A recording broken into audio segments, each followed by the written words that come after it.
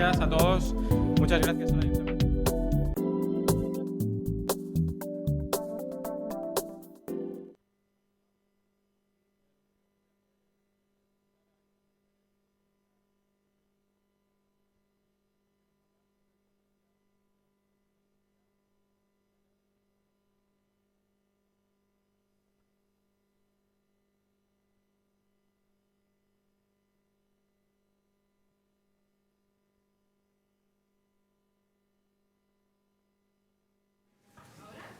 Sí.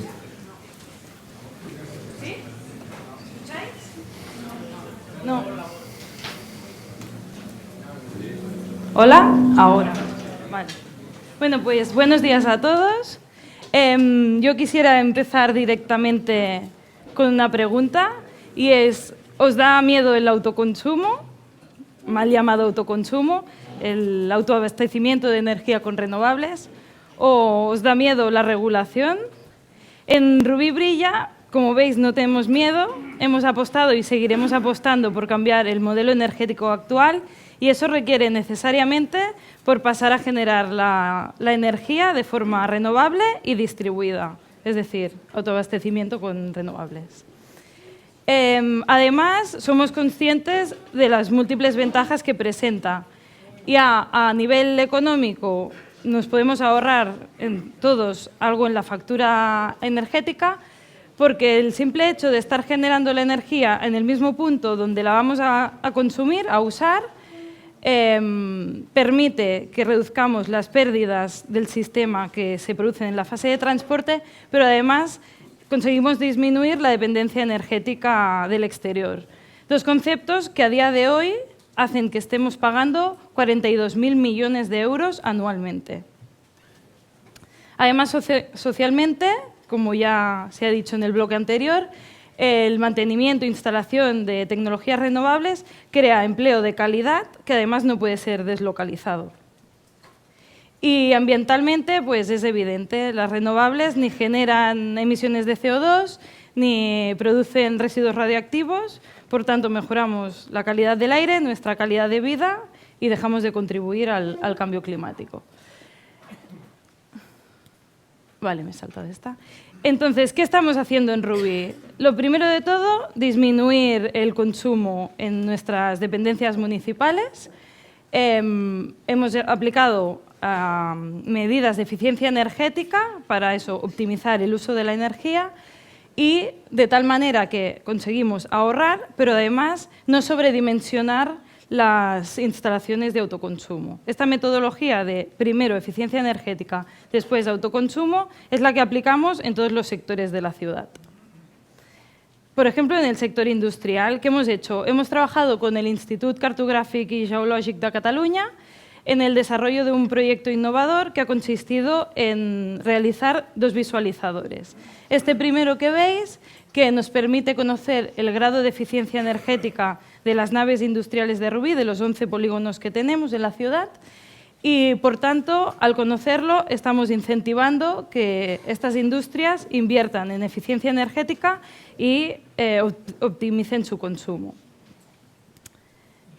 Y el otro visualizador nos informa del potencial solar que tienen estas naves. Es decir, cualquier empresario, a un solo clic, puede saber cuántos paneles fotovoltaicos o térmicos puede instalar en su tejado, qué energía estos le producirían, cuál sería el coste de la inversión, el periodo de retorno, las emisiones que consigue evitar, etcétera, etcétera. Y en la administración pública, pues el mismo sistema. Como ha dicho Jordi, hemos empezado con la monitorización, el análisis de las 30 dependencias municipales que más consumen. Es decir, este gráfico muestra de las 102 edificios que tenemos municipales, los que están en el círculo son estas 30 dependencias que suponen el 82% del consumo total de la administración pública. Con ellos, primero, hemos hecho medidas de eficiencia energética sin coste alguno, cambio de hábitos, etcétera, y hemos conseguido ahorrar y ese ahorro lo hemos reinvertido en medidas de eficiencia energética con periodos de amortización de menores a un año. Al cabo de 3 años haciendo este simple sistema, hemos conseguido acumular un ahorro de casi 2 millones de euros. Hecho esto, optimizado los consumos, pasamos a producir nuestra propia energía. Aquí tenemos dos casos, la Masía Can Serra y la policía local. Se trata de dos fotolineras, es decir, que no solo nos autoabastecen de energía a los edificios, sino que además nos sirven para cargar los vehículos eléctricos que tenemos aquí en el ayuntamiento. Además, la Masía Can Serra es una instalación que es abierta y gratuita para todos los ciudadanos que tengan el vehículo eléctrico y quieran allí a cargarlo con energía sostenible. Y estas 4 instalaciones son puramente de autoabastecimiento energético, autoconsumo. La primera es en el Rubí Desenvolupament. Fue inicialmente una instalación que toda la energía que producía la vertía a la red, pero después de todos los problemas de recortes retroactivos decidimos cambiar el chip y lo pasamos a autoconsumo. Por tanto, a día de hoy, todo lo que generamos nos sirve para autoabastecer el edificio. El refugio de gatos es una instalación aislada que cuenta con sus baterías para almacenar el excedente y usarlo cuando es necesario. Y el bullidor y la finca Fondalferro son 2 instalaciones de autoabastecimiento directo para el edificio. Aquí os resumo un poco las características de todas estas instalaciones que he mencionado. A destacar la Masía Can Serra, que es la de mayor envergadura. La finca Fondalferro es la que nos cuesta más años de amortizar, son unos 13 años y aún así, que es el peor de los casos, tenemos que decir que es la mitad de la vida útil de un panel solar. Por tanto, estaremos pagando 13 años esa instalación, pero tendremos otros 13 años de energía totalmente gratuita. El refugio de gatos nos gusta decir que es nuestra niña bonita, porque antes de ponerla en funcionamiento ya estaba amortizada. Y eso es porque la alternativa, que era llevar la red eléctrica hasta el refugio, era más caro, nos costaba unos 6.000 euros. Y el Rubí +D, este lo quiero comentar porque a veces le sorprende a la gente que cómo puede ser que con 10 kilovatios pico la inversión es bastante baja. Y esto es porque hemos reutilizado paneles que estaban en otras instalaciones, no se les estaba dando uso, pues los hemos reciclado y hemos conseguido una instalación de calidad a bajo precio. Y bueno, pues ya sabéis, hace tan solo un mes, después de más de 3 años de agonía, de amenazas de que se aprueba o no se aprueba el Real Decreto, el Gobierno ha decidido aprobar el Real Decreto 900/2015, o también llamado Impuesto al Sol. Los detalles de esto, como son bastante complicados, se lo dejo a los expertos, pero bueno, las consecuencias ya son sabidas por todos nosotros. Son 3 años desde la primera amenaza, ya empezó estas consecuencias, y podemos decir directamente que fulmina, o como queráis, al sector fotovoltaico, que es, como ha dicho Jorge, el que tiene mayor potencial de generación de empleo de calidad, y además también afecta a las empresas, les disminuye su competitividad y ayudamos un poco más a incrementar el cambio climático. Vale, a nivel local, a nosotros nos afecta directamente a estas instalaciones que os he presentado. Para poneros un ejemplo, en la de mayor envergadura, en la de Masía Can Serra, le tendríamos que sumar ahora con el Real Decreto vigente a la inversión que hemos hecho inicial, los costes que nos suponen el complejo trámite administrativo técnico, más el impuesto al sol, es decir, toda aquella energía que estemos generando con los paneles la tendremos que ir pagando, y ya para más INRI, todo el excedente lo regalamos o lo dejamos perder, no podemos cobrar nada por eso. Y entonces la consecuencia directa es que el periodo de retorno ya no son 7 u 8 años, sino que se duplica o va incluso más allá. Nos afecta también a todas las previsiones que tenemos de proyectos ya para el 2016. Una de ellas es una instalación de autoabastecimiento en la escuela Pau Casals, que transformaría este centro educativo en uno de los primeros a nivel estatal en ser de consumo casi nulo. Y es un proyecto que ya no solo son beneficios económicos y ambientales, sino que a nivel educacional tiene un poder brutal. Otro proyecto para el año que viene es la construcción de una fotolinera en el parking del Rubí +D, justo en el centro del pueblo, que permitiría cargar el coche de manera gratuita en tan solo 20 minutos. Y ya por último, otro proyecto que tenemos en mente es hacer una instalación de autoconsumo en el edificio de APEUS, que como curiosidad es donde está el Rubí Brilla y donde vamos cada día ahí. Por tanto, dicho lo que ya ha hecho Rubí, lo que queremos hacer y cómo está el panorama, pues hoy que tenemos la oportunidad de tener a los expertos aquí, me gustaría que nos pudieran decir si ellos piensan que podemos seguir apostando, tener este futuro, o si esto ya no tiene ningún futuro. Muchas gracias.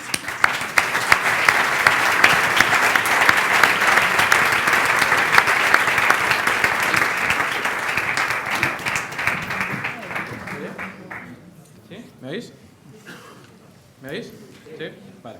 Bueno, pues comenzamos ahora con el debate. En primer lugar hablará Jorge Morales, que por supuesto no necesita presentación porque ya lo habéis visto, pues, aparte de estar delante, pues, la Fundación Renovables, en La Sexta, en Televisión Española, en todos los, yo creo que menos en una gasolinera, porque se ha pasado el coche eléctrico ya y solo va allí para comprar hielo. Yo creo que en el resto de sitios Jorge es muy fácil verlo, ¿no?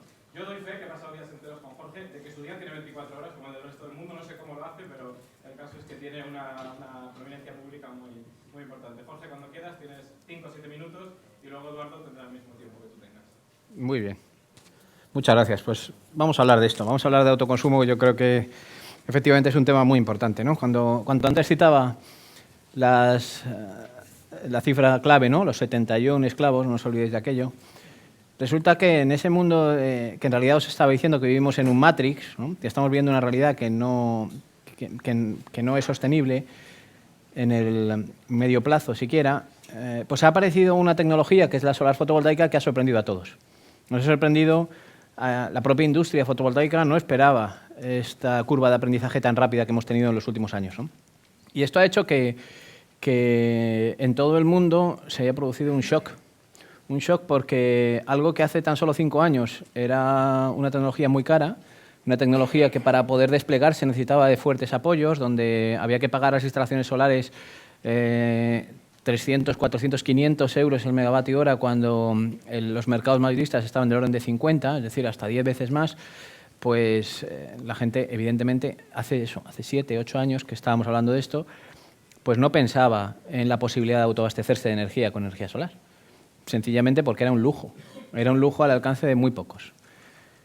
Pero, como digo, la tecnología nos ha sorprendido a todos. Y la tecnología, a base de un mecanismo que los economistas llaman el mecanismo de difusión, es decir, a base de salir del laboratorio del I+D, donde normalmente los apoyos suelen ser muy concentrados y pequeños, pasa a estar en el ámbito industrial y a través de las primas, básicamente del mecanismo de favorecer la inyección de energía en las redes, lo que se consigue es que eso en el ámbito industrial empieza a desarrollarse fuertemente.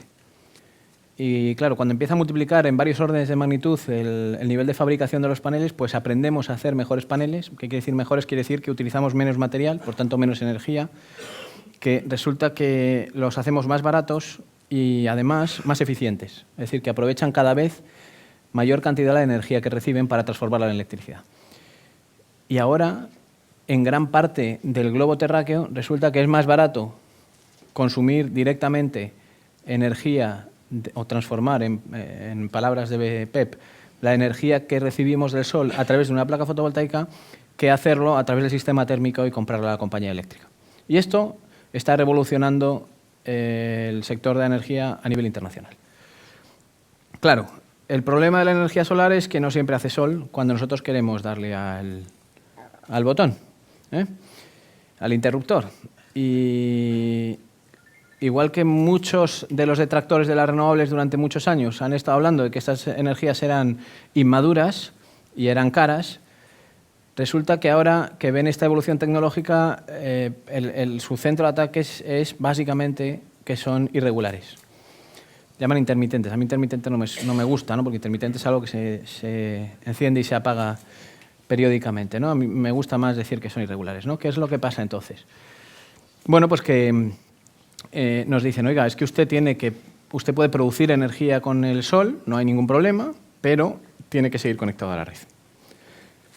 Tiene que seguir conectado a la red porque el almacenamiento es caro y por tanto no le va a salir a cuenta normalmente.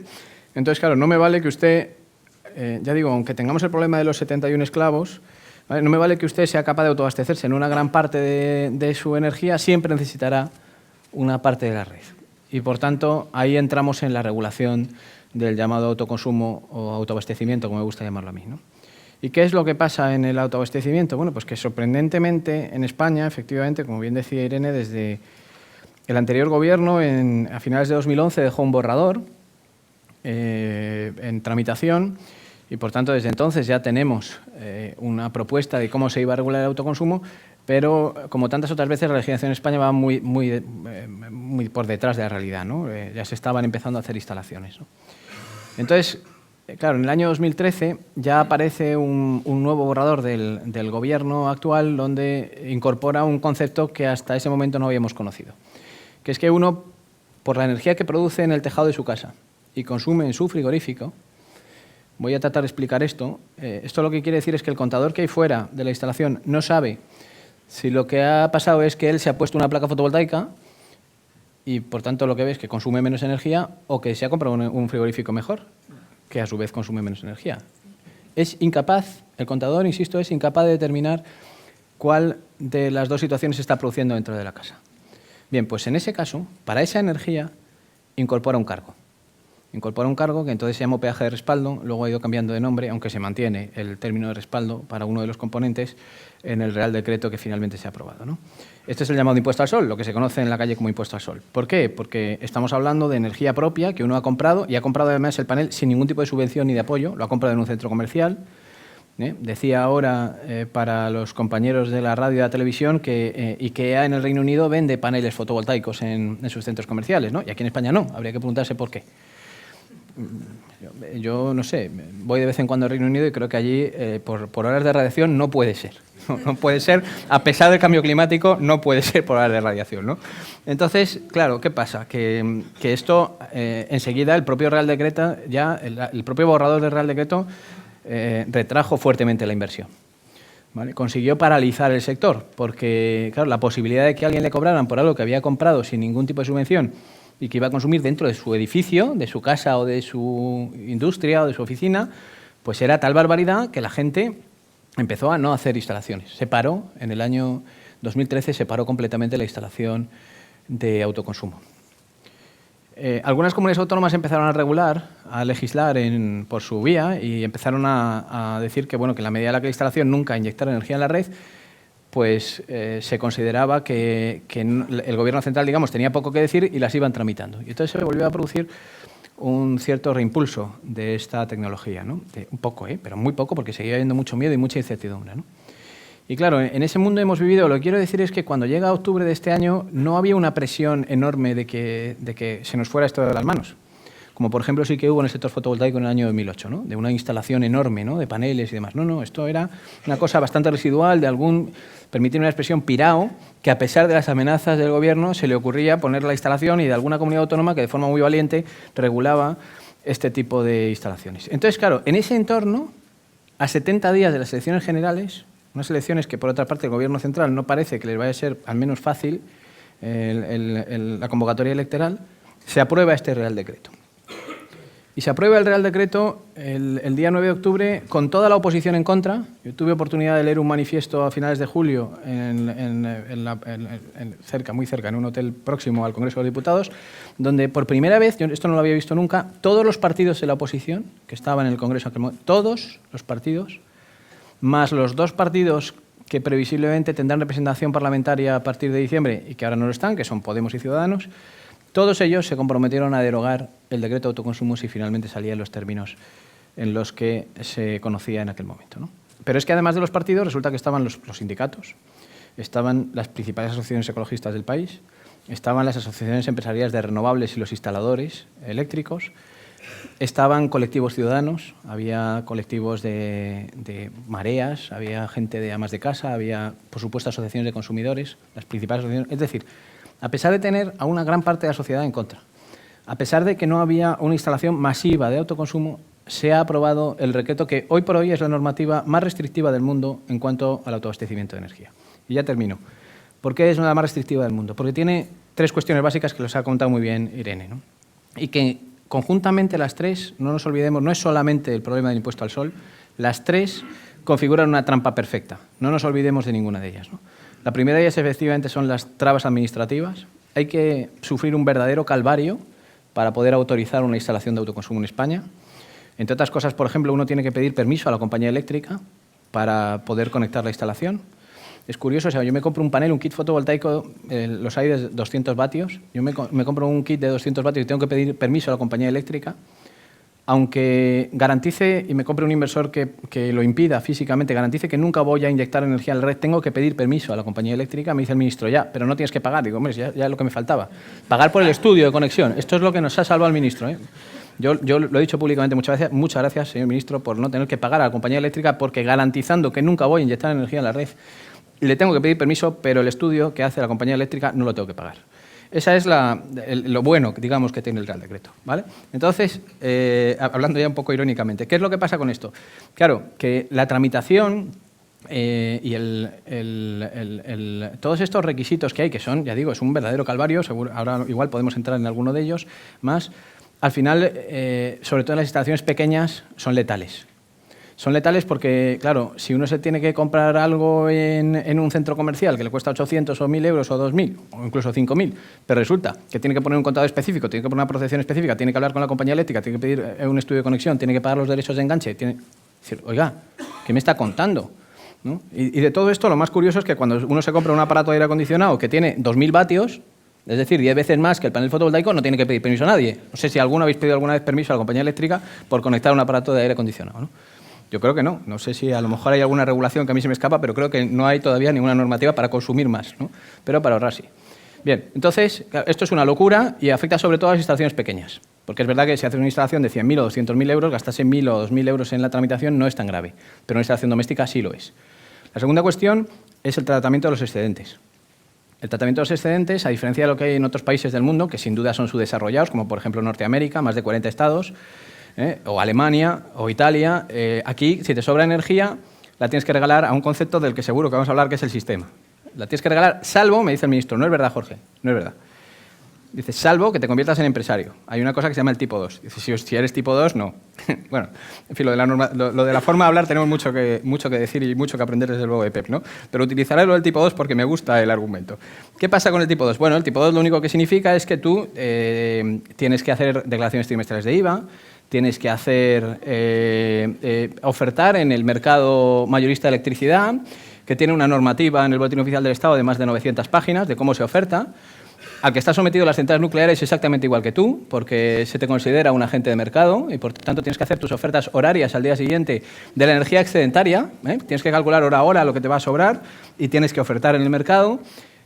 Sufres un impuesto creado en diciembre de 2012, que es el impuesto especial de producción de energía eléctrica, el 7% de tus ingresos, esos ingresos enormes que vas a tener por tener un panel en tu casa y no estar a mediodía, te cobran por ello y tienes que pagar un 7% y hacer las declaraciones de impuestos, que además no coinciden con las de IVA. Los periodos, por si acaso, para que no te sea tan fácil, no vayas una sola vez a la oficina de Hacienda, tienes que ir varias veces, ¿no? Y entonces tienes una declaración especial en noviembre donde tienes que declarar tus ingresos, etcétera, ¿no? O sea, es una auténtica locura y es verdaderamente una aberración que el ministro nos diga que no hay problema y que sí que se retribuyen los excedentes. No, señor ministro, mire, se podrían retribuir los excedentes, pero solamente en unas circunstancias muy especiales, ¿no? De las empresas y de algunas empresas muy particulares, ¿no? Y en tercer lugar, y ahora sí que termino de verdad, está el impuesto al sol. Y el impuesto al sol, ¿qué es lo que pasa con el impuesto al sol? Que nos dicen, hombre, es que os hemos sacado una ley ahora en agosto que os hemos eximido a los consumidores de menos de 10 kilovatios de potencia contratada. ¿Qué significa esto? Bueno, lo que significa es que la mayoría de consumo doméstico, el que no está en chalets, porque los chalets suelen tener suministros trifásicos y con suministros trifásicos es muy difícil bajar de 10 kilovatios, está exento de este impuesto al sol. Solamente tiene, entre comillas, los dos primeros problemas, ¿no? Que cuando no está en casa, que es normalmente si tiene la suerte de trabajar, es casi siempre, cuando hay sol no puede vender los excedentes, los tiene que regalar, y tiene una tramitación administrativa que hace que el tiempo de retorno se le duplique, ¿no? Entonces, ¿qué pasa con esto del impuesto al sol? Que dice, no, está exento. Pero lo que no nos dice el ministro es que está en una disposición transitoria. Es decir, está usted exento de momento. De momento. Y esa disposición transitoria está preparada además y tiene prevista una revisión, se basa en unos cálculos, que seguro que Eduardo vamos a hablar sobre ello, que son el quid del problema, ¿no? Es decir, el ministro lo que está diciendo, está pensando es en que en realidad la estructura de la tarifa eléctrica no es correcta. No es correcta. Entonces, cuando alguien se sale del sistema, deja de pagar costes que de otra forma tiene que redistribuir entre el resto de consumidores. Y entonces, como eso ocurre, dicen, oiga, cuidado, yo como de momento no tengo muy claro cuáles son los costes que usted tiene que pagar y los que no, y cómo los tiene que pagar a través del término fijo y del término variable, de momento lo que voy a hacer es que le voy a poner este impuesto y le voy a eximir. Pero claro, es que resulta que en el Real Decreto aparece una línea donde ya te fija el impuesto para los de menos de 10 kilovatios, precisamente para los que están exentos. O sea, no es solo que te diga que te amenace con que en un momento determinado se puede eliminar esa exención, sino que ya te dice, oiga, si estuviera hoy vigente, a usted le tocaría pagar 46 euros el megavatio hora. Cuál es realmente llamativo de las intenciones que hay, ¿no? Conclusión, tenemos todo el campo lleno de minas para que seas como seas, sea gran empresa, te sobre más energía, te sobre menos, etcétera, tengas impuesto al sol, ¿no? Al final haya verdaderas dificultades, ¿no? Lo cual creo que es un error, porque esto lo que va a llevar es que la gente lo haga y lo haga desconectándose, porque a día de hoy las baterías empiezan a ser una alternativa y esto nos va a llevar a un sistema mucho peor. Yo creo que es un error de cálculo enorme y confío en que el gobierno que venga después del 20 de diciembre arregle la situación tal y como se ha comprometido toda la oposición en el momento. Perfecto, pues muy bien, Jorge. Muchas gracias.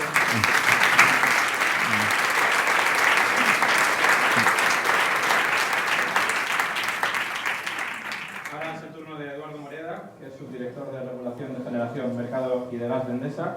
Es ingeniero industrial y la verdad es que hay que agradecer la valentía de Eduardo de venir aquí porque no me gustaría estar en tu lugar y de verdad que te agradezco sinceramente que hayas aceptado asistir a este congreso de Cuando quieras, tienes 3 minutos. Muchas gracias. Bueno, primero agradecer que me hayan invitado, aunque es verdad que en una jornada sobre el cambio de modelo a una empresa tradicional, pues bueno, se puede, y sobre todo teniendo en cuenta que las grandes empresas eléctricas no estamos, digamos, en el momento de mayor popularidad de la historia, ¿no?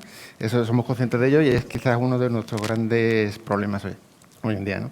Yo lo que espero es que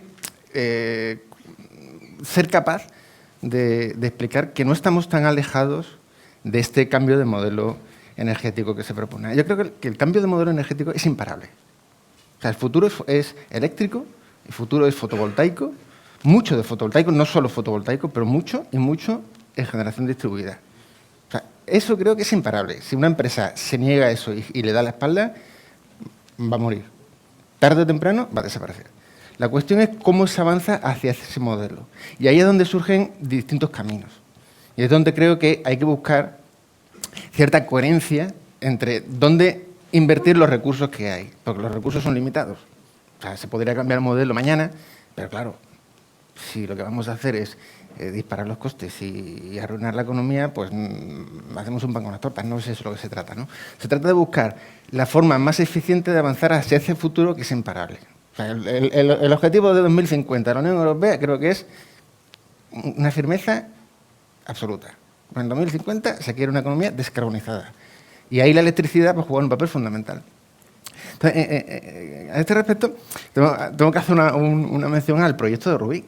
No era consciente, y perdonadme, pero no era consciente ni de la existencia del pueblo, porque no me conocía esta zona, ¿no? Y la verdad es que es sorprendente lo que se ha hecho en Rubí. Es impresionante. O sea, ahí tenemos que aprender todos, y las compañías eléctricas las primeras, de cómo implementar medidas de eficiencia energética, de cómo avanzar hacia el futuro. Dicho eso, por una compañía eléctrica que vendemos kilovatios y dice, oye, parece que es muy raro, vas a vender menos. Bueno, vamos a vender menos o a lo mejor podemos vender más, porque si el futuro va a ser eléctrico, el objetivo prioritario debería ser desplazar a los hidrocarburos. Ahí tenemos un nicho de negocio enorme. Entonces, no hace falta perder ventas ni atemorizarse de la eficiencia energética porque tenemos un nicho, por otro lado, de negocio que es grandísimo, ¿no? Y además que las compañías eléctricas ya no se venden solo electricidad, venden muchas cosas, ¿no? Y entre ellas se venden eficiencia energética. Y aquí hay que aprender mucho con esto, ¿no? Dicho eso, por atacar el problema del autoconsumo, ¿no?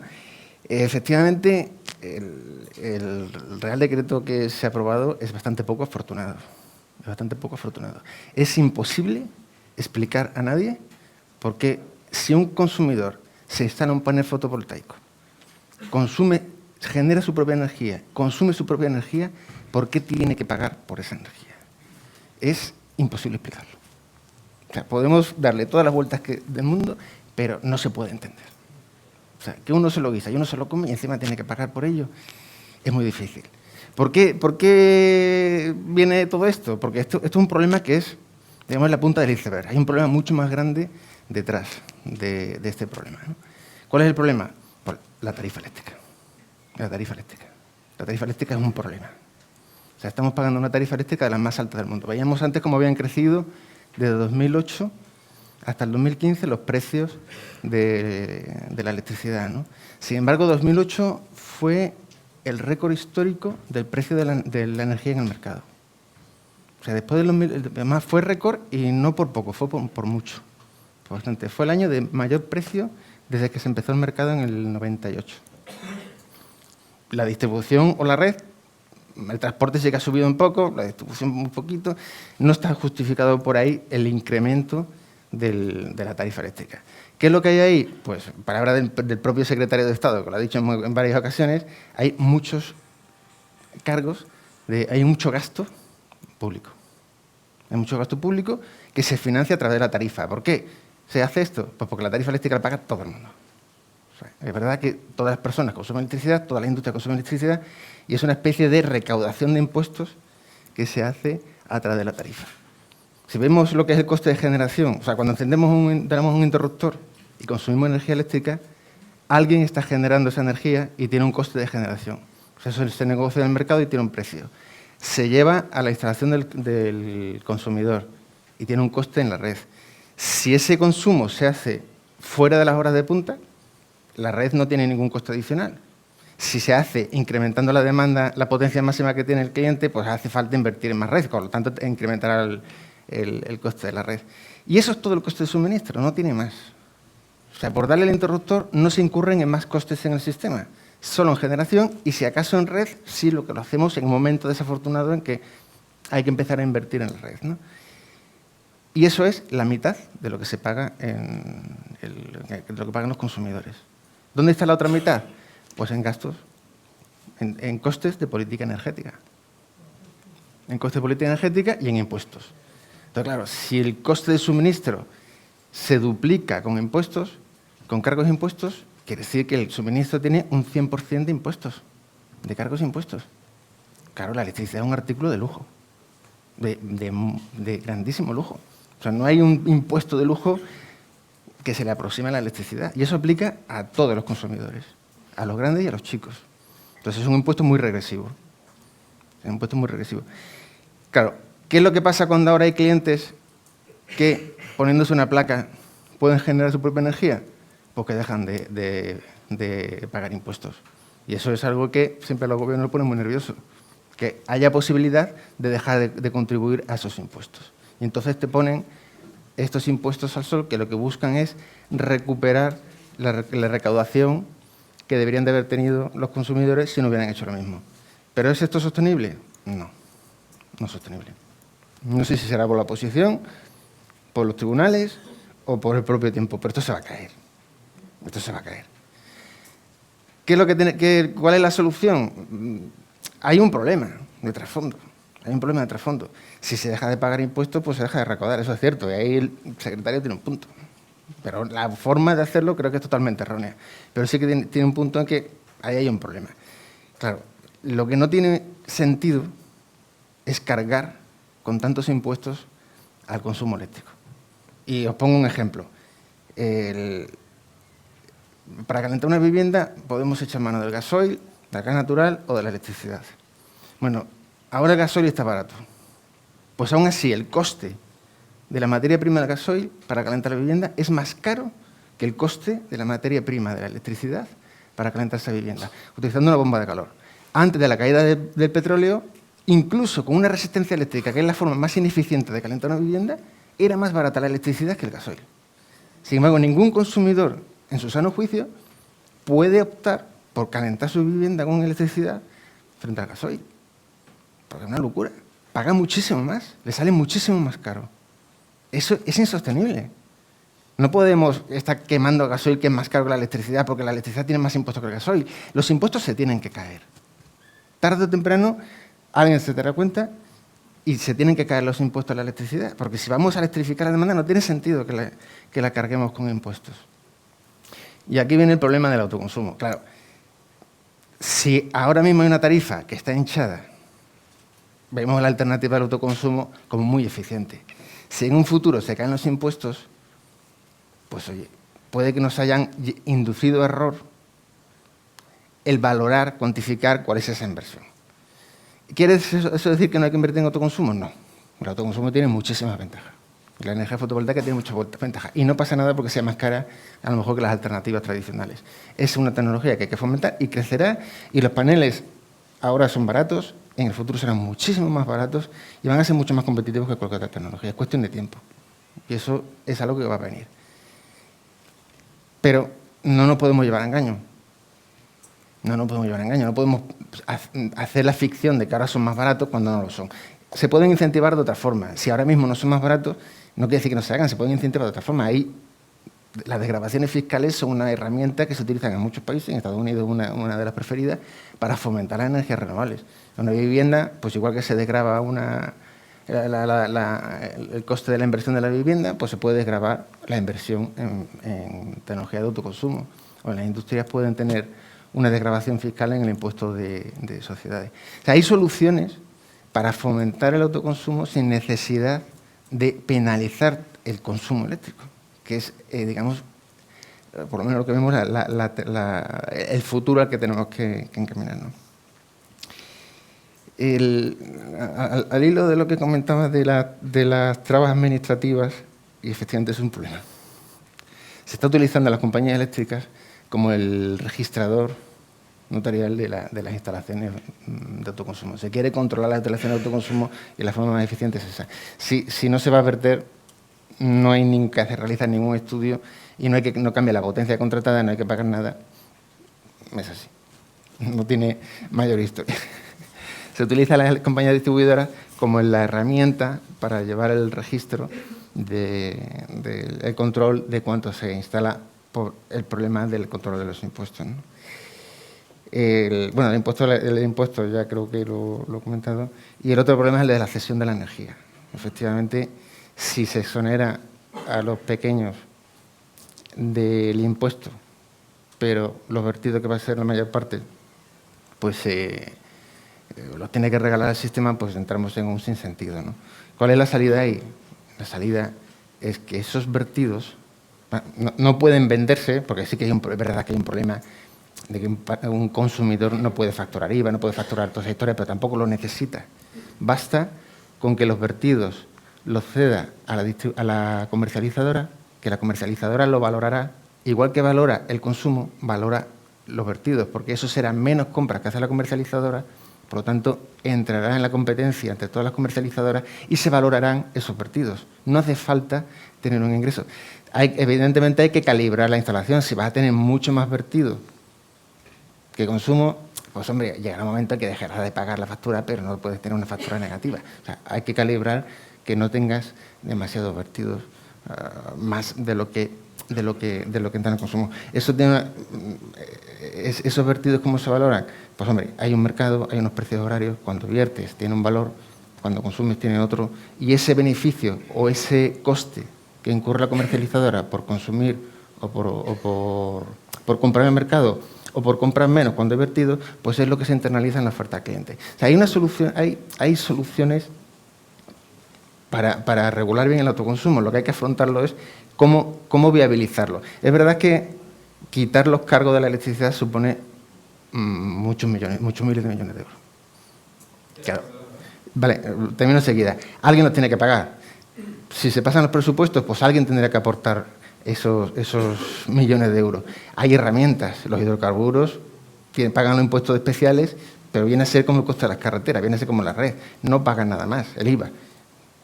hay un nicho para gravar el daño medioambiental que hacen los hidrocarburos que hoy en día no lo están pagando. No están pagando los costes de CO2, que el consumidor eléctrico sí lo paga y los hidrocarburos no. Hay herramientas fiscales para recuperar esos cargos a través de los presupuestos. Muy bien. Pues muchas gracias. Antes de pasar al turno de preguntas, me gustaría hacer una pregunta a los dos ponentes. Bueno, 1 minuto de réplica, pero 1 minuto, Jorge, ¿eh? 1 minuto. Porque es que no, vamos muy mal de tiempo. Vale. 1 minuto. Es que, Dani, perdona, es que yo creo que Eduardo ha dado en la clave, ¿no?, del problema que tenemos aquí, que es efectivamente la tarifa eléctrica, que es un desorden enorme lo que tenemos, ¿no? Y yo en esto estoy de acuerdo contigo y además celebro tus palabras de que el decreto sea poco afortunado. Lo único que quería hacer es animarte a que eso lo dijeras en UNESA, porque ayer Eduardo Montes decía que es correcto, que es una regulación razonable y ordenada, ¿no? O sea que, en fin, yo celebro mucho que la posición de Endesa sea de que este decreto se va a acabar y que no es afortunado, ¿no? Pero, ¿qué es lo que pasa con el tema de la tarifa? Que es que yo no estoy de acuerdo que en la tarifa estemos pagando, en los cargos de la tarifa, estemos pagando cosas de otro sitio y que haya que sacar los presupuestos en el Estado. Es que a mí me da la impresión de que eso lo que va a originar es falsear la tarifa eléctrica. Es decir, yo lo que preguntaría es ¿qué estamos pagando en la tarifa eléctrica? Aparte del impuesto especial de electricidad y del IVA, que en eso seguramente estamos de acuerdo. El impuesto especial de electricidad nació para pagar al carbón, ahora ya no tiene sentido, ahora se ha convertido en un impuesto autonómico y seguramente hay que reconvertirlo en un impuesto medioambiental que efectivamente tenga una cierta homogeneidad con el resto de modos de consumir energía, ¿vale? Pero sacando eso y sacando que el IVA es verdad que el 21% en un producto básico no parece que sea muy razonable y muy sostenible a largo plazo, en esto yo creo que vamos a estar los dos de acuerdo, sacando ese 26% de la factura, todo lo demás, es decir, primas a renovables, pagos por capacidad, extrapeninsulares, déficit de tarifa, todo eso, dime por favor qué es lo que no es electricidad, porque es que no me vale me diga, no, es que has utilizado el término de gasto público, una especie de impuesto o cargos. Las primas a renovables, dices, no, es que son 7.000 millones de euros que estamos pagando ahí. Bien, es que es un modelo retributivo. Igual que se pagaron en su día los costes de transición a la competencia de las centrales en el régimen ordinario. Y nadie dijo, oiga, es que esto es un impuesto. No, eso es una forma de retribuir a las centrales que políticamente, porque hasta ahora, precisamente hasta que ha venido el autoconsumo, no ha habido libertad, han sido los gobiernos los que han determinado cuál es el mix energético, han determinado que las renovables tienen un sistema retributivo concreto. Y además, como bien sabes, esas primas tienen una influencia directa en el mercado, en ese mercado que como bien reconoces, en 2008 tuvo su máximo. ¿Por qué? Porque cuanto más renovables entran, más baja el precio de mercado. Por tanto, si nosotros ahora sacamos las primas a los presupuestos generales del Estado, lo que estamos es ocultando un coste de una parte muy relevante de la energía. Del 43% de la energía eléctrica del país se está pagando por otro lado. Y además con un efecto del que se quede en la tarifa eléctrica, se va a beneficiar, cuanto más renovables haya, se va a beneficiar de que más bajo tiene su precio de mercado, ¿no? Por tanto, es que yo niego la mayor. Es que, insisto, aparte del impuesto de electricidad y del IVA, no hay impuestos que haya que sacar de la tarifa, es que son costes del recibo. Otra cosa es que los costes vayan a un sector determinado a otro o me gusten más o menos en función de quién los haya decidido y cuándo los haya decidido, pero son costes, o sea, yo no veo ahí ni costes del pan, ni de los tomates, ni de la ropa, ni del calzado. Es precio de la energía eléctrica. Eduardo, ¿quieres contestar? ¿Tienes 2 minutos? Sí, un poquito. No son costes del pan y de tomates, esto está claro. Es coste de política energética.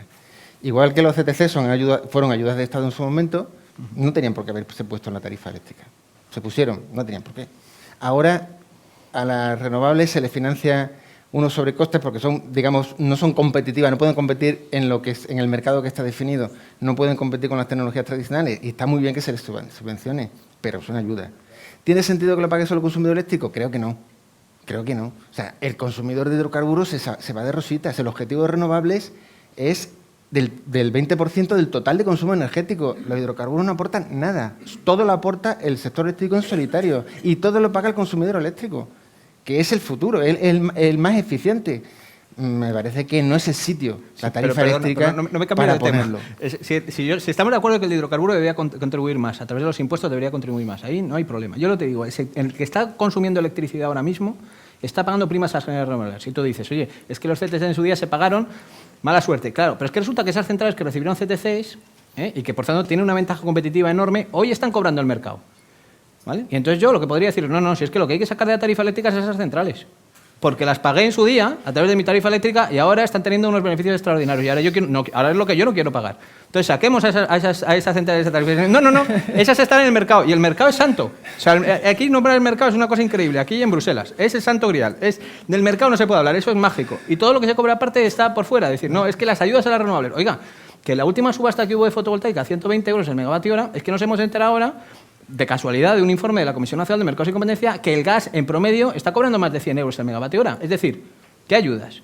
Si resulta que el gas, que es la tecnología más moderna, el Rolls Royce de los últimos 15 años en electricidad, está cobrando más que las renovables de hoy en día. Si es que yo no veo ahí dónde está. O sea, quiero decir, insisto, es que lo que hay, es verdad, coincido contigo que hay un guiriguay regulatorio, pero no de ahora, de los años 50, que viene. Podríamos hablar de Jánovas y de las centrales hidráulicas y todo, ¿no? Pero, es decir, hay un guiriguay enorme, pero lo que no me vale es decir, oiga, es que aquí lo último que se ha hecho en los últimos 10 años de las renovables no me gusta. Estos son ayudas.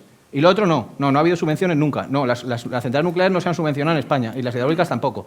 Han sido todo limpio y todo mercado y todo pagado por los consumidores directamente. Digo, oye, no, es que no me vale ese modelo. Es que perdona que me enrolle en esto, Dani, pero es que es el punto esencial, porque es lo que argumenta el impuesto al sol y todo lo demás. Este es el núcleo del problema. Sí.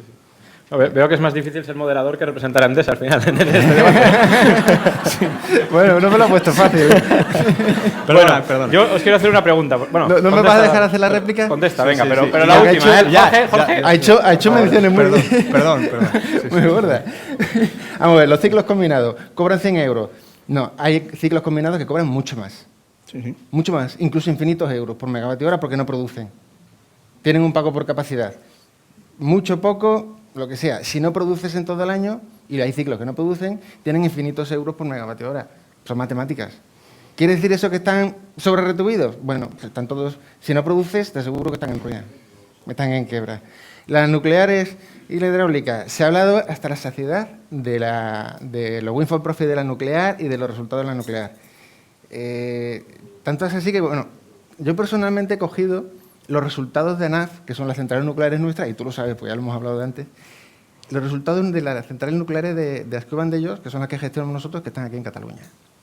Entonces, y me he cogido todos los ingresos y todos los costes que han tenido durante todo el periodo de marco legal estable y durante todo el periodo de mercado.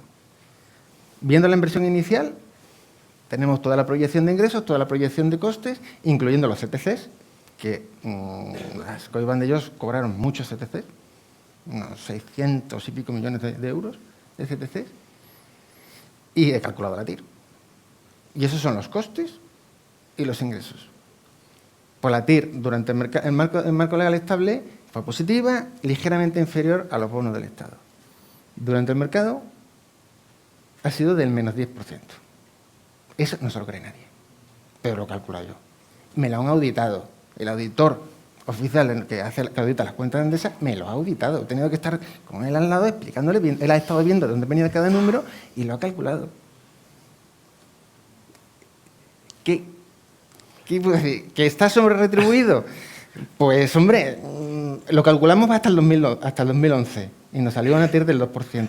Lo ampliamos al 2013, lo actualizamos al 2013 cuando se pusieron todos los impuestos y el impuesto catalán, que también se hizo, y todo nos salió ahí en menos 10%. Sé que es una cosa que por mucho que se cuente no se cree. Es muy difícil de creer. Perdona, si no es que no se crea, es que si hoy de aquí salimos con el compromiso de Endesa de cerrar la nuclear porque no es rentable, yo creo que ya acabamos el Congreso en este momento. No, o sea, esto es la mejor noticia que tenemos. No me sea... No, o sea, totalmente... No me sea malo, no me sea malo. No te sea malo. Te quiero decir, si yo es que no me lo tengo que creer, si yo estoy encantado. Yo lo que digo es que hay una central que se ha pagado con ciertos criterios a lo largo de su vida histórica y que ahora esa central, nadie discute, quiero decir, las empresas eléctricas no discutís que eso, los costes que recibe esa central son correctos.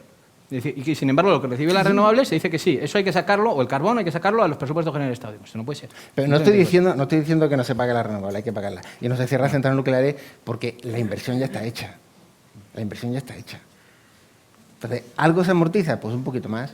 Cada año se amortiza un poquito más. Si la cierras, pierdes la inversión, pierdes todo el negocio y además se va un desastre. Volvemos al autoconsumo, que os recuerdo que es el tema de la charla. No lo he empezado yo. Yo quería saber, porque se ha oído mucho de que el autoconsumo es un riesgo para el sistema, ¿no? Entonces a Jorge le quería preguntar, ¿qué es eso del sistema? Y a Eduardo, ¿es un riesgo el autoconsumo para el sistema eléctrico? Vale, bueno, pues muy rápidamente. El sistema es un concepto indeterminado, jurídicamente indeterminado, que sirve para que el consumidor no entienda a dónde va esa energía que le sobra, ¿vale? Esto lo digo porque ya que eres abogado, pues hablo en vuestra terminología, ¿no? O sea, al final, esto es una forma de hablar, ¿no? ¿El sistema qué es? Pues el sistema depende de la regulación. Hoy en día, que es al final lo que le importa yo creo a la gente, es decir, si me sobra energía, ¿a quién estoy beneficiando? Bien, pues hoy en día, con la regulación actual, vigente, en este momento, iría contra las pérdidas del sistema. Esto quiere decir que se socializan. En España se socializan las pérdidas, hay unas pérdidas en las redes, unas pérdidas que se van incrementando a lo largo del tiempo. Ahora se dice que hay mucho fraude en el sistema, porque hay pérdidas técnicas, o sea, hay pérdidas que se producen técnicamente en la red, porque al transportar energía se pierde siempre, y, mejor dicho, en terminología de PEP, se transforma en calor, ¿vale? Pero no es eficientemente, ¿vale? Entonces esa energía se pierde y resulta que además de perderse técnicamente hay pérdidas no técnicas, que es que la gente hace fraude, se engancha a la farola, ¿no? Y entonces no pasa por el contador y por tanto esas también se cuentan. Entonces esto iría a disminuir eso. ¿Qué pasa? Que en España, y es un problema regulatorio muy grave y que también va en contra del autoconsumo, en España las pérdidas están socializadas. Es decir, se ve el total de lo que se pierde en las redes y se reparte entre los consumidores, con una serie de criterios, por cierto, que dependen de red eléctrica, de dónde se produce el consumo, pero no la producción. Es decir, el sistema en España no favorece en absoluto lo que antes nos decía Irene de producir en el mismo sitio donde se consume. No se favorece eso. No se favorece porque una central nuclear vende energía en la puerta de su central y una central de autoconsumo vende energía en el tejado. ¿Vale? No vende energía al consumidor final en su contador y, por tanto, eso se socializa. Entonces, ahora, en este momento, el sistema lo que quiere decir es que se disminuyen las pérdidas del sistema y, dado que las pérdidas luego están socializadas, el reparto tocamos a menos. Es decir, que eso, en realidad, estamos haciendo un servicio social por regalar esa energía porque, al final, nos estamos bajando el recibo a todos, ¿no? Ahora bien, eso es con la normativa hoy. Si se aprueba la última propuesta que hay sobre pérdidas de la Comisión Nacional de Mercados y Competencia de hace un par de meses, esto cambiaría. Porque lo que se pretende es dar un incentivo a las compañías eléctricas y fijarles unas pérdidas estándar y por encima de esas pérdidas estándar lo que ocurre es que tendrían una penalización, tendrían que comprar esas pérdidas en el mercado, asumir ese coste de las pérdidas o, en su caso, si tuvieran unas pérdidas inferiores, tendrían un beneficio adicional, ¿vale? Entonces, si eso cambiara, insisto, en la línea que tenemos ya la propuesta de la Comisión Nacional de Mercados y Competencia, entonces sí podríamos cambiar la palabra al sistema por las eléctricas, ¿vale? Porque entonces lo que ocurriría es que los excedentes gratuitos que tuviéramos bajo este Real Decreto de Autoconsumo, que espero que no se dé, porque espero que se derogue antes, pero en caso de permanecer ese decreto, iría a favor de la cuenta de resultados, en este caso de la compañía distribuidora. Entonces, ¿el autoconsumo es un riesgo para el sistema, Eduardo, o no? y también porque nosotros no estamos de acuerdo con la propuesta de la Comisión, que vaya por delante. Bueno, vale. Bueno, nada más. ¿Que no estáis de acuerdo, dices? No. ¿O que sí? Ah, vale, vale. Estamos de acuerdo en todo, entonces. Sí, digo que la postura no son tan divergentes. Más yo bien me alegro el camino muchísimo. por donde tenemos que ir. Sí. El autoconsumo, perdona, ¿el autoconsumo es un riesgo para el sistema o el...? Sí, ¿el autoconsumo es un riesgo para el sistema o consideras que no existe tal riesgo? Porque el Gobierno nos ha dicho que es que se va a instalar tanto autoconsumo que el sistema va a subir la luz un 6%, me parece que nos han dicho, ¿no? Entonces, ¿tú estás de acuerdo con esa afirmación? Lo que es un riesgo para el sistema es la regulación mal hecha. Eso sí que es un riesgo para el sistema. Insisto, yo creo que las retribuciones renovables y todos esos cargos que están ahí no deberían de estar en la tarifa porque creo que aporta mucha ineficiencia a todo el consumo energético. En el actual sistema estoy hablando, no de un sistema ideal, sino en el actual sistema que tenemos ahora, es decir, en otras palabras, ¿Endesa va a recurrir al Real Decreto de Autoconsumo porque considera que es una barbaridad, como has dicho a lo largo de tu ponencia, o no, porque se considera que está bien frenar ese riesgo que supone el autoconsumo al sistema eléctrico y, por tanto, está bien este Real Decreto? En este sistema actual, no en un sistema ideal. Es que lo que tenemos que recurrir es la tarifa. Es la tarifa eléctrica. Es donde está el origen del problema. Ahora mismo parece un poco idealista el ver posibilidades de cambiar la tarifa, que es de verdad donde está el problema y es mucho más grande que el del autoconsumo. Entonces, donde hay que atacar, donde consideramos que hay que atacar es a la propia existencia de la tarifa, tal y como está concebida, y a los costes que tiene y a los cargos que se están soportando. Ese es el problema. Corregir el Real Decreto del Autoconsumo sin corregir eso puede ser hasta contraproducente para la propia fotovoltaica. Pensad que nada ha hecho más daño a la industria fotovoltaica que la burbuja que se gestó en 2008. Se generó una industria fotovoltaica que luego se ha destruido. Si ahora se vuelve a generar una industria fotovoltaica, porque dentro de un par de años vuelva a sorprendernos los costes de los paneles fotovoltaicos y caigan, y más adelante se eliminen esos cargos que tiene la tarifa, volveremos a destruir de nuevo la industria fotovoltaica que se ha creado. Y eso puede ser ya el golpe de gracia. Ya, ¿dónde va a quedar la credibilidad de la fotovoltaica? La fotovoltaica tiene que ser una industria que vaya creciendo progresivamente y sobre base firme. ¿Que ahora es un poco más cara? No pasa nada, luego lo será más barato. Y luego será competitivo y entrarán dentro del mercado de producción. Lo que hay que ir es creando una industria firme que no se soporte en unos impuestos que pagan el resto de los consumidores. Si ahora hay que fomentar, porque es un poco más cara, fomentémoslo con medidas fiscales, con reducción de cargos fiscales a los que inviertan en fotovoltaica, pero no generemos un riesgo de una segunda burbuja fotovoltaica que destruiría esa industria, que volvería otra vez a crecer. Ya es que la credibilidad se perdería mucho. Jorge, pero un minuto, de verdad, ahora sí. Ahora te corto, te quito el micro. La industria fotovoltaica en España, por desgracia, está destrozada, pero por los políticos.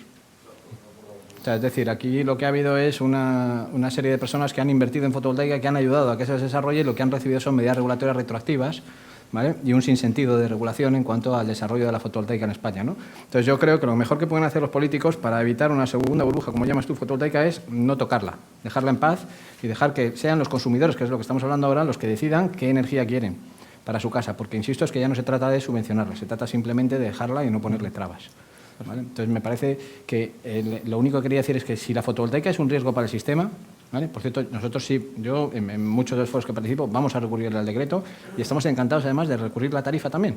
Seguramente no por las mismas razones, pero a ver si nos ponemos de acuerdo, y lo digo totalmente serio, a ver si nos ponemos de acuerdo, pero creo que tenemos en común que esto hay que aclararlo, y lo que hay detrás de la tarifa eléctrica nos va bien a todos que la gente sepa realmente lo que está pagando y no lo sabe. Por tanto, dotar de transparencia a la tarifa, que creo que en eso estamos de acuerdo, es fundamental. Y os tiendo una mano en ese sentido. Vamos a trabajar para, sea vía judicial o sea por la vía de hacer lobby a la Administración, tratar de mejorar la tarifa eléctrica y clarificarla y dejar dentro de la tarifa lo que tenga que estar y repartirla como se debe repartir, que me parece que hay mucho trabajo por delante en ese sentido. Ahora, si la fotovoltaica fuera un riesgo para el sistema, el ahorro energético exactamente igual lo es. Porque el señor, que lo que pasa es que se compra un frigorífico más eficiente, está dejando de pagar los mismos cargos que el que pone un autoconsumo. Por tanto, si las eléctricas creen que es conveniente tener un Real Decreto que frene la fotovoltaica, a mí lo que me aterra es que por el mismo razonamiento las eléctricas estarían de acuerdo en que apareciera un segundo Real Decreto que frenara la eficiencia energética. Vale. Luego tendréis un turno de preguntas, pero ahora con el calor del debate me gustaría que por lo menos un par de preguntas sí que se pueden hacer antes de que pasemos a la próxima ponencia. Rápido, por favor, tiene que ser muy cortita. ¿Estaríamos todos unánimemente de acuerdo en que tienen que desahuciar a estas compañías que son ineficientes, no producen ningún kilovatio y están cobrando, aunque tengan garantizado el cobro los mismos combinados?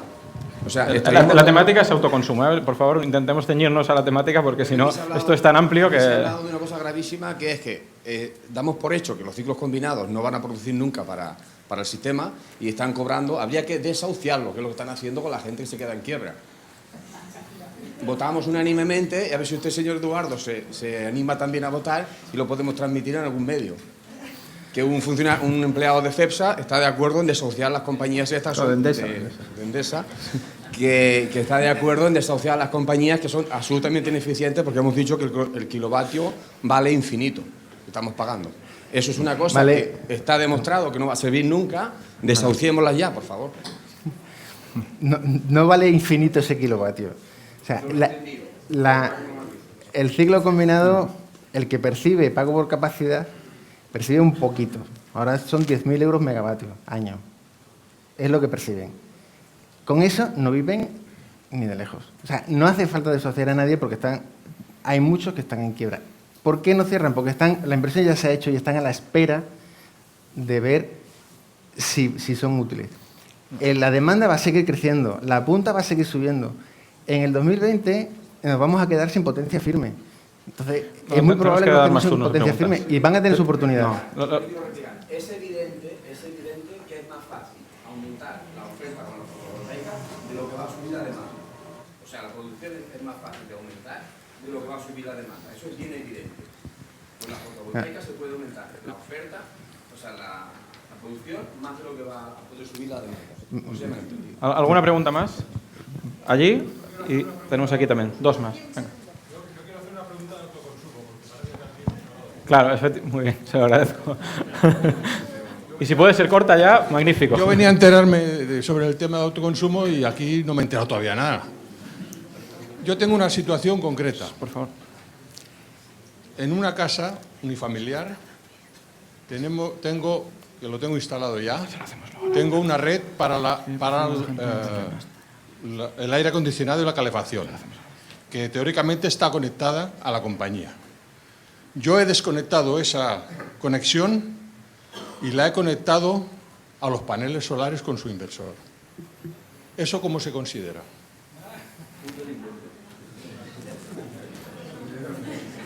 Bueno, Potencia instalada 3 kilovatios. yo creo que es muy sencillo. Si la instalación en un momento determinado coge energía de los paneles y no todo de la red, que entiendo que es así, ¿no? No, está desconectada. Completamente desconectada. Pero sin trampa. Yo tengo un enchufe y cuando no viene el inspector, yo coja y lo cambia al otro lado, eso no se va a enterar nadie. Yo lo tengo desconectado. No, pero es que, claro, es que no se va a enterar nadie, pero es que la regulación contempla ese caso. Exacto. Claro, o sea, vamos a ver, si en la medida en la que la instalación sea completamente independiente, esto quiere decir que nunca, en ningún momento, ni dándole un interruptor ni nada, ¿vale? Ni con un cable ni nada, nunca. Esa instalación se va a abastecer con energía de la red, ahí no hay nada. No entra el ámbito de aplicación del Real Decreto de autoconsumo, ¿vale? Ahora, en el momento, aunque sea a través de un interruptor, sea a través de un sistema automático, sea como sea, ¿vale? En el momento en que el receptor, es decir, el consumo de energía, se puede abastecer bien de la red o bien de la instalación fotovoltaica, aunque no sea simultáneamente, o sea, es decir, aunque haya que bascular entre ellos. En ese momento, esa instalación fotovoltaica pasaría a tener toda la legislación, no solamente el impuesto al sol, sino todo lo demás. O sea, entonces, según tú, si yo tengo, por ejemplo, la instalación en la cual la tengo completamente aislada, técnicamente, o sea, estamos hablando de que no hay ningún interruptor automático, no hay ningún cable, no hay nada. Lo tengo totalmente aislado. Y yo, ese instalado, esa estufa, por así decirla, una vez me conecto, yo cojo la estufa y me la llevo a la Endesa y la enchufo en la Endesa. Y otra vez cojo la estufa y me la llevo y me la enchufo a mi casa, a mi instalación. Yo no me llevo la instalación, yo me llevo la estufa. No, ¿Eso cómo se considera? Si usted se lleva la Yo me llevo la estufa. Entonces, la instalación donde están los paneles seguirá siendo aislada y, por tanto, ahí no hay problema. Por lo tanto, yo puedo cambiar la estufa del lado, La ¿no? estufa, sí, es que son las cosas absurdas de esta instalación, pues en vez de de esta cambiar la regulación. estufa, Si se lleva la estufa, no le pasa nada. Pues entonces pero yo- si se lleva el cable, lleva el cable, Pero yo- hay que tributar, señor, hay que pagar los costes El del cable sistema. es una largadera. Y yo cojo la Que sí, largadera sí. y la enchufo una vez en un sitio y otra vez la enchufo al otro lado. Que sí. O sea, eso está, vamos... Sí, hay puertas en el Está campo. más negro. Hay puertas, poner puertas al campo es el problema que tiene, sí, efectivamente. Pep. ¿Le podéis llevar el micro a Pep? Sí. Bueno, un minut, Pep. Eduard, ¿alguna vez has visto un contador en una vivienda que... Bueno, perdona. ¿Alguna vez has visto un contador en una vivienda que tenga una instalación fotovoltaica y que el contador gira a la inversa? Legalmente. Porque yo sí que la he visto. Ha sido como un pequeño orgasmo. ¿Bien? No en este país, ¿bien? En Bélgica concretamente, en Bélgica. Y mi pregunta es, has dicho una cosa que es, ¿por qué si una persona en su casa decide poner una instalación fotovoltaica y en este caso, al poner una instalación fotovoltaica, no hace consumo, pero sí que inyecta, ¿por qué no podría ser que no pagase una factura? Justamente esto es lo que al final el sistema saldría ganando. Entonces yo personalmente, eso que has dicho de que no tiene que tener una familia una factura, si una familia ha hecho una instalación, ha hecho una inversión, no tiene un consumo e inyecta a la red, pues para mí sería lo más lógico del mundo que ese contador girase a la inversa. Y al final, hombre, a lo mejor no tendría que recibir un pago, pero sí que podría no pagar su factura de la luz. Entonces, eso yo no lo veo tan loco, porque yo sí que lo he visto físicamente y me parece algo muy normal, ¿no? Que el contador inteligente también contase a la inversa, ¿no? Sí, ahí hay dos cuestiones. Una es la del contador que da vueltas. Efectivamente, los contadores electromecánicos lo que cuentan es el paso de la energía, no cuentan si van en una dirección o en otra. Eso, de chismorreo, alguna vez hemos escuchado de alguien que puso una instalación, no lo puso por su cuenta, ni lo regularizó ni hizo la instalación bien, y efectivamente el contador le contaba, cuando vertía, le contaba que estaba consumiendo, porque la instalación estaba mal. La instalación está mal. O sea, no se puede poner un contador electromecánico para medir los vertidos, porque te los miden como consumos. Claro, cuando este hombre se dio cuenta, pues fue un desastre. Lo que comentaba antes, o sea, desde luego los contadores actuales tienen dos medidas.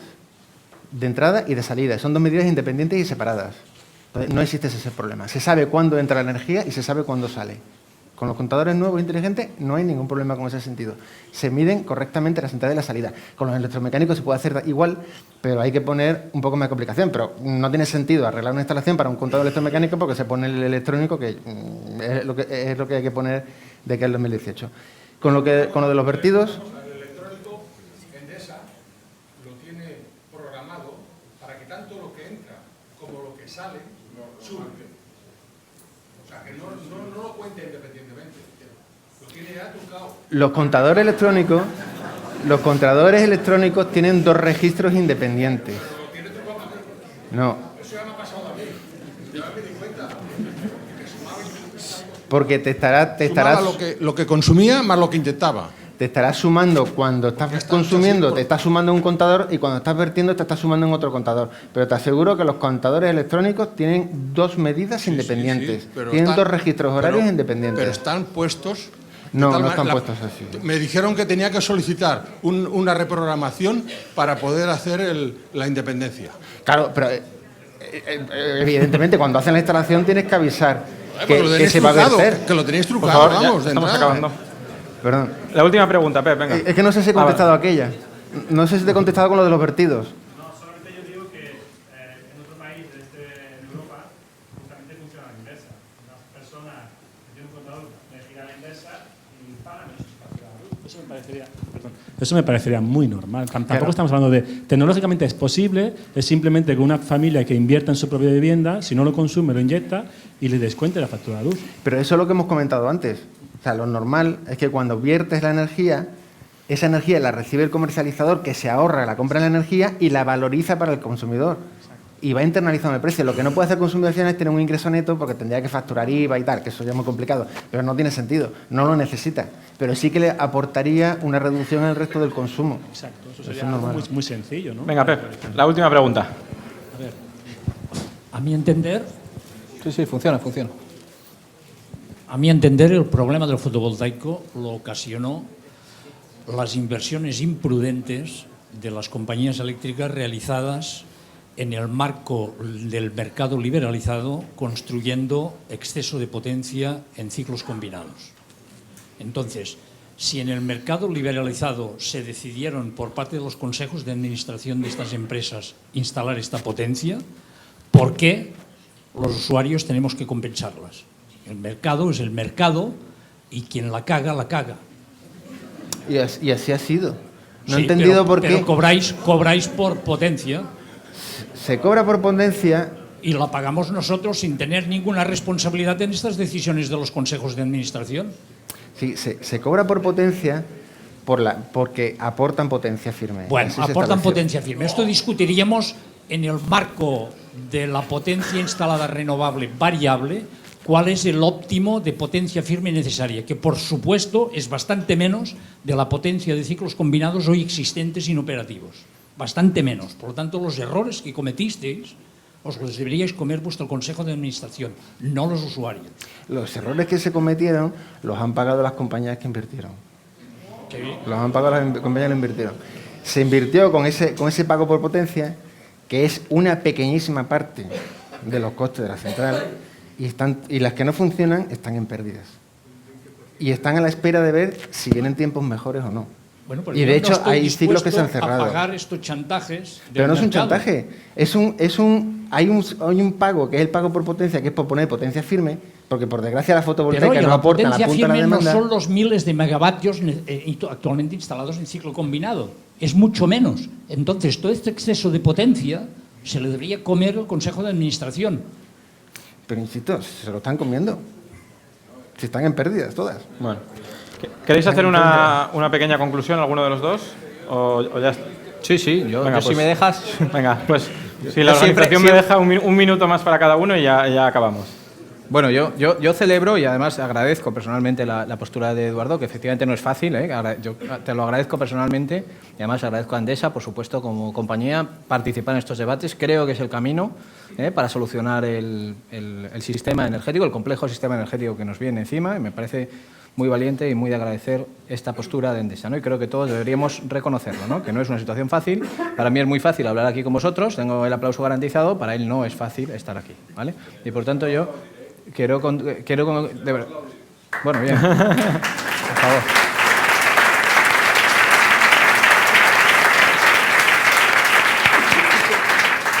Entonces, agradeciéndotelo, y de verdad creo que tenemos puntos en común. Creo que efectivamente estamos de acuerdo sobre todo en trabajar en la transparencia del sector eléctrico. Creo que el autoconsumo ha venido a revolucionar y no lo vamos a parar. Ni este Real Decreto, ni lo que diga un Consejo de Administración, ni nadie. La gente se va a poner autoconsumo porque es más barato, le sale mejor, hay una conciencia medioambiental, hay muchas razones para entrar en esto del autoconsumo y, por tanto, yo creo que esto es imparable y lo que debemos trabajar es un desarrollo ordenado. Lo que no me gustaría es ver sistemas desconectados de red, porque con la evolución de baterías de la que no hemos hablado, que también se está produciendo en este momento, podemos llegar a un sistema donde veamos aquí, en el centro de Rubí, o en el centro de Barcelona, o en el centro de Madrid, gente desconectada de la red. Y desconectada que con una instalación fotovoltaica más una batería de 7 kWh va a satisfacer en torno al 90 y tantos, casi el 95% de su consumo, y el 5% restante va a tener que utilizar un grupo electrógeno. Y entonces vamos a tener un problema muy serio, porque vamos a ver las ciudades llenas de pequeños grupos electrógenos, ¿no? Entonces, lo que os quiero alertar es que creo que vamos hacia allá. Creo que los números no salen tan mal en esa alternativa respecto de todo lo demás y uno se evita y se quita de todos los líos estos de que si ahora me suben el impuesto al sol, ahora me lo bajan, etcétera.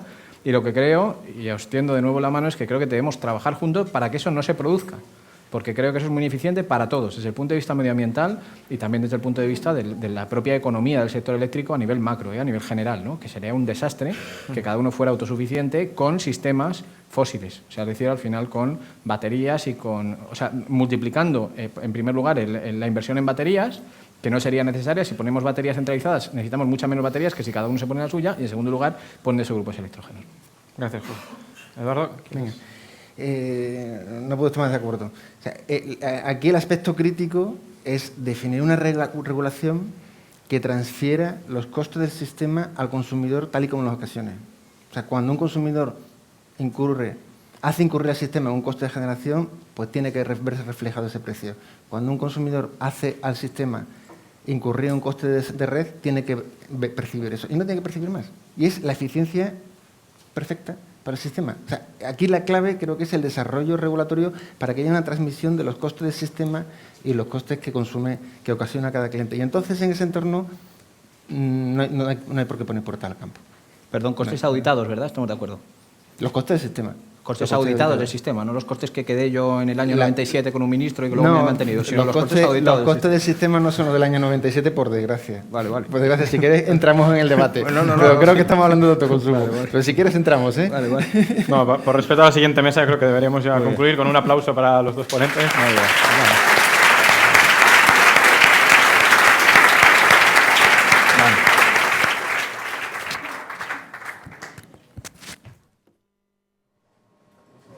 Bueno, le dejamos un minutito a Jorge para que tome aire y seguir con el siguiente bloque.